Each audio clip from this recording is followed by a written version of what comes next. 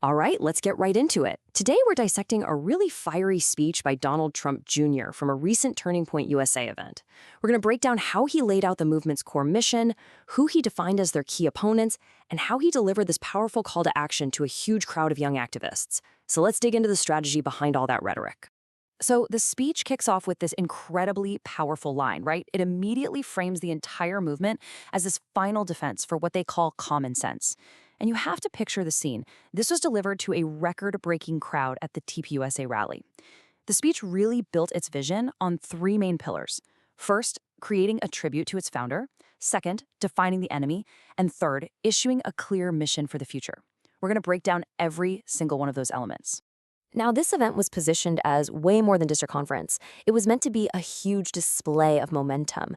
Trump Jr. made a big deal about the record attendance, claiming it was, quote, double what it was last year.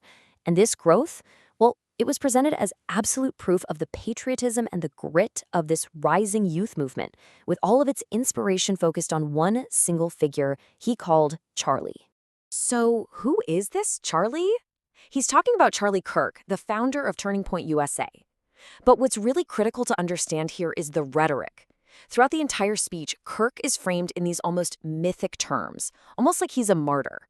And this rhetorical legacy, even though, Kirk is very much alive, it becomes the spiritual and ideological heart of the whole event.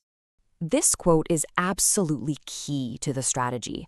The message is basically that while no single person can just replace Charlie Kirk, his vision can be achieved if everyone in the movement embodies a piece of his passion.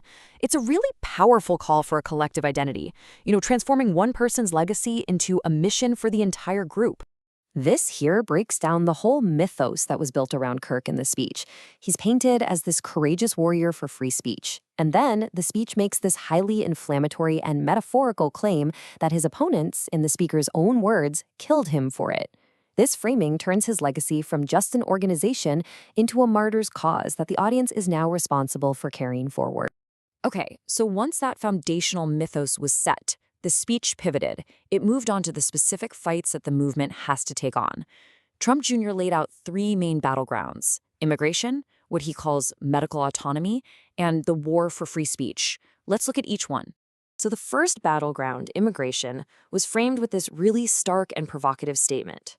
The argument being made is that current immigration policies are more than just a political failure. They're portrayed as a genuine existential threat to the country's identity and its stability. You can see here how the argument is laid out like a chain reaction. The speaker claims that these policies set off a kind of domino effect. It starts with economic problems and strained public services, and it ends with what he describes as bringing in crime, chaos, and values that just don't line up with America's. The second battleground was presented as a fight against the medical establishment. Now, this quote is interesting because it connects two different issues: a criticism of big pharmaceutical companies and a really strong stance against gender-affirming care for minors. It blends them into a single argument about protecting kids from what he calls exploitation for profit. And that argument leads to some very specific policy demands. The speech called for an end to what it called unnecessary childhood vaccines, a complete ban on federal money for gender-affirming care for minors, and a policy to force American drug prices down to European levels. The framing was that profits don't matter more than health. And this brings us to what the speech called its number one issue: free speech. Carrying on with that martyr narrative, this quote paints the radical left as not just a political opponent, but as a violent enemy that metaphorically murdered Charlie and then celebrated it. This completely reframes the debate as a war against a malicious force.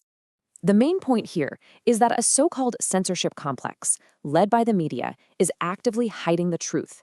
The speech really champions the idea of hearing both sides of every argument and warns that if they don't win this fight, America could end up with what it calls European-style laws that actually jail people for their political speech. So, if those are the battlegrounds, who's the opposition? Well, the speech was crystal clear and defining the adversaries that the MAGA movement believes it has to overcome. The adversaries were pretty much broken down into three groups. First, you have the Democrat Party and the mainstream media.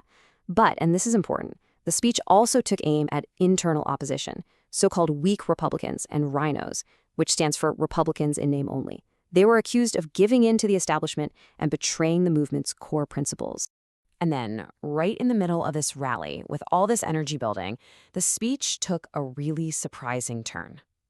Donald Trump Jr. actually paused to make a phone call, live on stage, to a very special guest.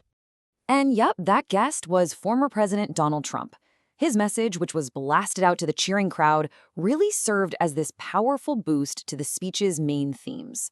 It was a declaration of past victory and a promise of future success, all designed to fire up the room and validate the movement's core beliefs.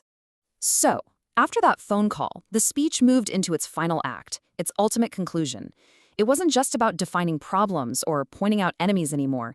It was about giving this young audience a clear and direct set of instructions. This slide really lays out that clear shift from just talk to action.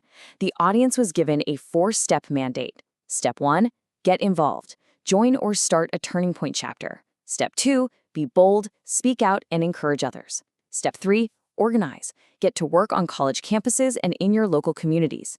And finally, step 4, never, ever quit. Stay in the fight no matter what. The whole speech, the entire analysis of the problems, and that call to action, it was all summed up with this final, militant charge.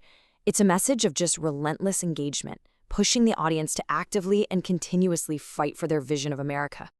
So when you look at the whole structure of this speech, from building up a martyr-like figure, to defining clear enemies, to giving a simple 4-step action plan, it really leaves us with a critical question. What does this formula reveal about the evolving strategy for mobilizing the next generation of political activists?